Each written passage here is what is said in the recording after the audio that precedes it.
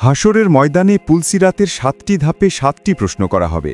সেই প্রশ্নগুলো কি কি, সেগুলোর সঠিক উত্তর দিতে পারলে ওপারে আপনার জন্য কি অপেক্ষা করছে, আর সেই সময় ফেরেশতারা আপনার সঙ্গে ঠিক কি আচরণ করবে। আপনি যদি আগে থেকেই এই 7টি প্রশ্ন জানেন তাহলে এখনই কমেন্টে লিখে জানান, আর যদি না জানেন তাহলে এই ভিডিওটি শেষ পর্যন্ত দেখুন। কেয়ামতের দিন এমন একটি ভয়ঙ্কর ময়দান হবে যার নাম হাসরের ময়দান। সেদিন প্রত্যেক মানুষকে একটি ভয়ঙ্কর সেতুর ওপর দিয়ে পার হতে হবে, যার নাম পুলসিরাত। আরবি ভাষায় সিরাত অর্থ পথ।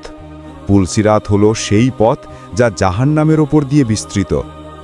হাদিসে এসছে এই সেতু হবে চুলের চেয়েও পাতলা, তরোয়ালের ধারের থেকেও তীক্ষ্ণ, আর আগুনের থেকেও উত্তপ্ত।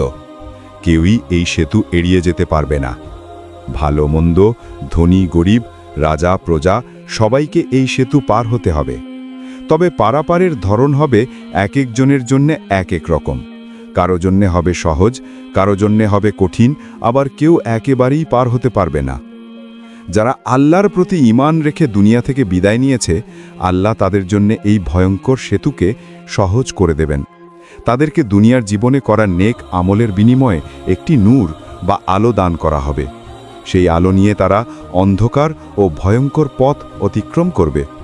কেউ পার হবে বাতাসের গতিতে, কেউ বিদ্যুতের চেয়েও দ্রুত, কেউ ঘোড়ার দৌড়ের মতো, কেউ পাখির মতো দ্রুত চলবে, আবার কেউ হাঁটবে ধীরে ধীরে।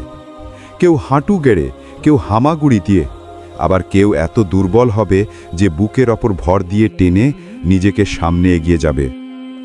রাসূলুল্লাহ সাল্লাল্লাহু আলাইহি ওয়াসাল্লাম আমাদেরকে একটি বিস্ময়কর ঘটনা জানিয়েছেন। তিনি বলেছেন, তিনি এক রাতে স্বপ্নে নয়, বাস্তব দর্শনে একটি দৃশ্য দেখেছেন। তিনি দেখলেন তার উম্মতের একজন ব্যক্তি ভয়ানক কষ্টে পুলসিরাত অতিক্রম করছে, বারবার পিছলে যাচ্ছিল।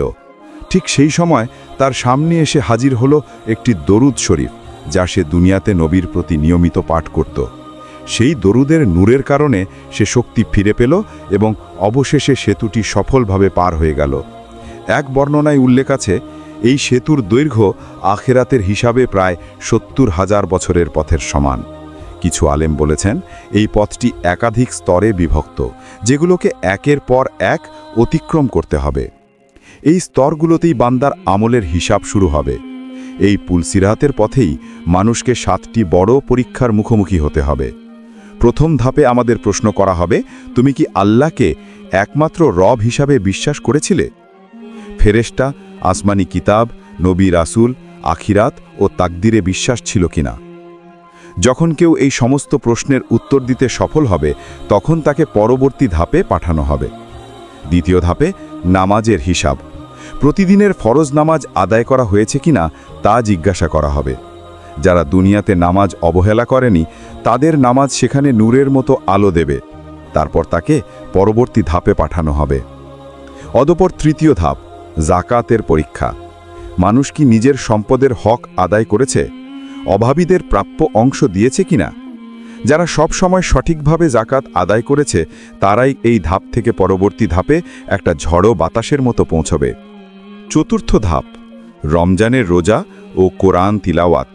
সেখানে এগুলো বান্দার পক্ষে সুপারিশ করবে। রোজা বলবে, হে আল্লাহ, সে আমার জন্যে ক্ষুধা ও তৃষ্ণা সহ্য করেছে। কোরআন বলবে, সে আমার জন্যে রাত জেগেছে। অতঃপর তাকে পরবর্তী ধাপে পাঠানো হবে। পঞ্চম ধাপ, হজের হিসাব। যারা শারীরিক ও আর্থিকভাবে সক্ষম ছিল, তারা জীবনে একবার হলেও হজ আদায় করেছে কিনা তা জিজ্ঞাসা করা হবে।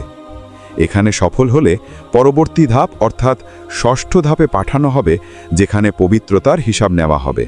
অর্থাৎ অজু, গোসল ও পবিত্রতা রক্ষা করার ব্যাপারে প্রশ্ন করা হবে।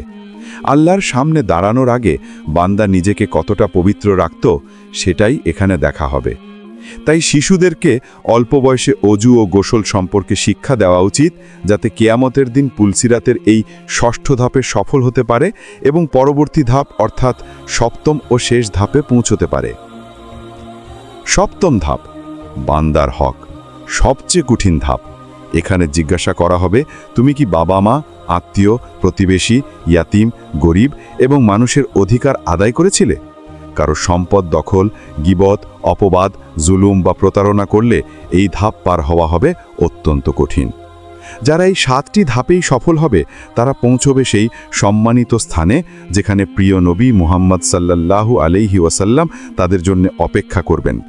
সেখানে সুন্দর ঝর্ণাধারা প্রবাহিত হবে। জান্নাতের দরজায় পৌঁছলে ফেরেশতারা তাদেরকে স্বাগত জানাবে। সেদিন বান্দা বলবে, সব প্রশংসা আল্লাহর জন্যে, যিনি আমাদের এই ভয়ঙ্কর আগুন থেকে নিরাপদ রেখেছেন। আসুন দুনিয়াতে থাকার সময় আমরা এমন আমল করি যাতে এই ভয়ঙ্কর সেতু আমাদের জন্যে সহজ হয়ে যায়। আল্লাহ আমাদের সবাইকে নেক আমল করার তৌফিক দান করুন। আমিন।